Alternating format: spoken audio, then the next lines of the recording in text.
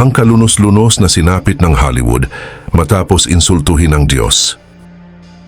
Higit isang linggo na ang nakararaan ng pumutok sa iba't ibang social media platform ang nangyaring sunog o wildfire sa Los Angeles, kabilang na ang Hollywood, at hanggang ngayon ay tila nagbabaga pa rin ang mga kaganapan roon. Marami ang nagsasabi na ang dahilan ng malawakang wildfire na lumusaw sa Hollywood ay dahil parusa ito ng Diyos sa ginawang pangiinsulto ng mga tiga rito. Ano nga ba ang katotohanan sa likod ng tinaguri ang biggest wildfire na naganap sa Hollywood?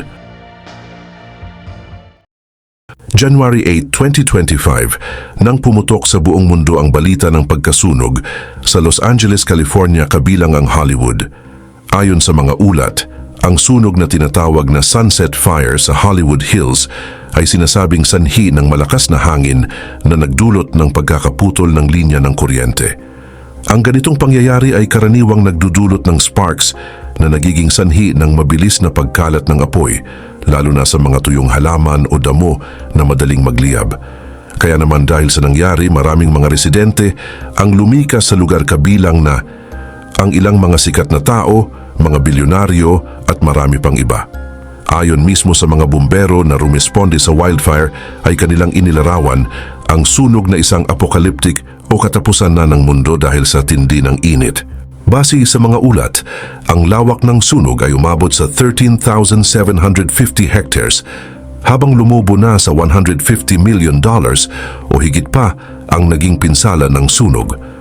Kaya naman may mga nagsasabi na ang nangyaring sunog sa Hollywood ay posibleng judgment ng Diyos dahil marahil hindi na kaila sa iba na marami silang ginagawa labag sa kalooban ng Diyos.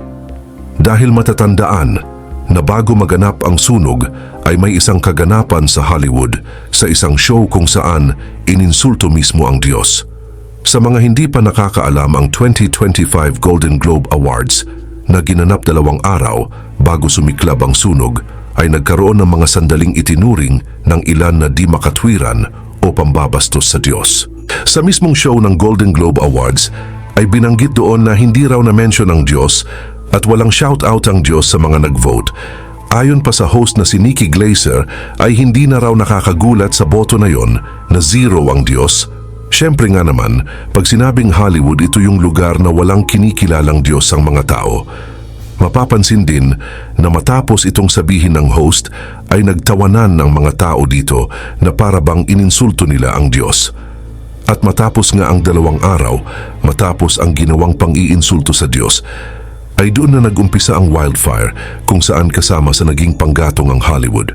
Marami ang nagsasabi na ito daw ang isa sa mga dahilan kung bakit binagsakan ng Diyos ng judgment ang Hollywood. Bukod pa dyan ay marami nang nangyaring pang-iinsulto sa Diyos ang ginawa ng Hollywood kung saan maraming beses na nila itong ininsulto, pinagtawanan at ginaya. Kaya naman dahil sa mga pangyayaring ito ay sinasabing hindi na ito nagustuhan at pinalagpas ng Diyos. Kaya naman sinunog ngayon ang Los Angeles at sinasabing ito raw ay parusa ng Panginoon.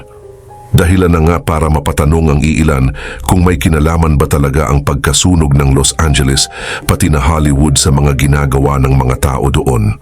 Kung susuriin, walang sino man ang magnanais ng ganitong dilubyo, lalo na't napakaraming buhay, ari-arian at kalikasan ang naapektuhan.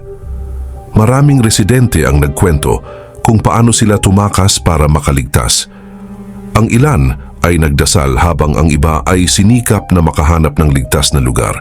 Ang hangin daw ay napakalakas at ang mga ash ay bumalot sa himpapawid na tila nagpapatunay sa mga naunang babala na kapag nagsanib ang hangin at apoy, ang Los Angeles ay maaaring tupukin nang walang magagawa ang sinuman. Sinabi pa ng mga tigaron na ang sunog ay maaaring isang paalala mula sa Diyos. Ang ideya ng Diyos na pigilan ang ulan bilang isang anyo ng paghuhusga ay itinatampok sa Biblia. Sa Sermon on the Mount particular na sa aklat ni Mateo, sinabi ni Jesus na ang Diyos ang nagpapadala ng ulan sa mabubuti at masasama. Gayunpaman, sa kabila ng pananaw na ito, maraming tao ang hindi sigurado kung ang sunog ay talagang may kaugnayan sa parusa ng Diyos. Subalit ayon sa mga otoridad ay hindi na bago sa kanila ang ganitong uri ng pangyayari dahil ilang beses nang nagkaroon ng wildfire sa Los Angeles Ang kaibahan lang ay ito ang pinakamalala at ito ay nagkataon lang. Kaya naman may mga nagsasabi na hindi pa talaga ito ang paghuhusga ng Panginoon dahil maraming bahagi ng Los Angeles ang nasunog at hindi lang ang Hollywood. Bukod pa dyan ay nagkalat din sa internet ang isang video na nasusunog mismo ang Hollywood sign.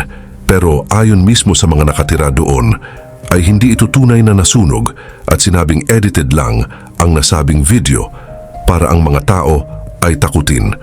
Kaya naman, kung susuriing mabuti, ay hindi pa talaga ito ang sinasabing judgment ng Diyos. Sa halip ito ay isang babala para sa lahat na maghanda sa mga susunod na magaganap sa ating mundo. Gaya na lang ng nabanggit sa Biblia kung saan binanggit na magkakaroon ng napakalaking sunog pagdating ng panahon sa pagtunog ng unang trumpeta.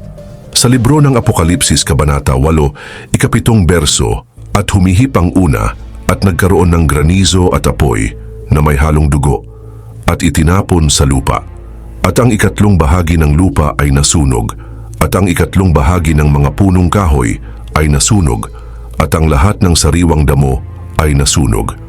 Kaya naman kung susuriing mabuti na, ang paghuhukom ng Diyos ay hindi lamang magaganap sa Amerika, kundi sa buong mundo kung saan ayon sa propesiya, 1/3 ng mundo ang masusunog at ito ay mangyayari pagsapit ng tribulation para sa mga taong hindi kumilala sa Panginoong Hesukristo. Malinaw na binanggit sa Biblia na ang mundo ay magugunaw sa pamamagitan ng apoy at hindi sa tubig at ang Diyos mismo ang magtatakda nito. Sa ikalawang aklat ni Pedro, Kabanata 3, ika-10 berso, datapuwat darating ang araw ng Panginoon na gaya ng magnanakaw, na ang sangkalangitan sa araw na iyan ay mapaparam na kasabay ng malaking ugong at ang mga bagay sa langit ay mapupugnaw sa matinding init at ang lupa at ang mga gawang nasa lupa ay pawang masusunog. Subalit para sa mga pamilyar sa Biblia ay hindi na kailan na hindi ito ang huling paghuhukom ng Diyos kundi sa dagat-dagatang apoy. Sa ika-20 kabanata mula sa ika-14 na berso, at ang kamatayan at ang Hades ay ibinulid sa dagat-dagatang apoy. Ito ang ikalawang kamatayan. Sa makatuwid ay ang dagat-dagatang apoy. At kung ang sinuman ay hindi nasumpungang nakasulat sa aklat ng buhay, ay ibinulid sa dagat-dagatang apoy. Kaya naman hindi talaga maituturing na ang nangyaring sunog sa Los Angeles at Hollywood ay pwedeng ituring na judgment ng Diyos. Kumbaga ito ay patikim pa lamang sa mga mangyayari pagdating ng panahon. At ang nangyaring sunog sa Los Angeles ay posibleng pinayagan ng Diyos upang tayo ay bigyang babala sa mga susunod pang kaganapan.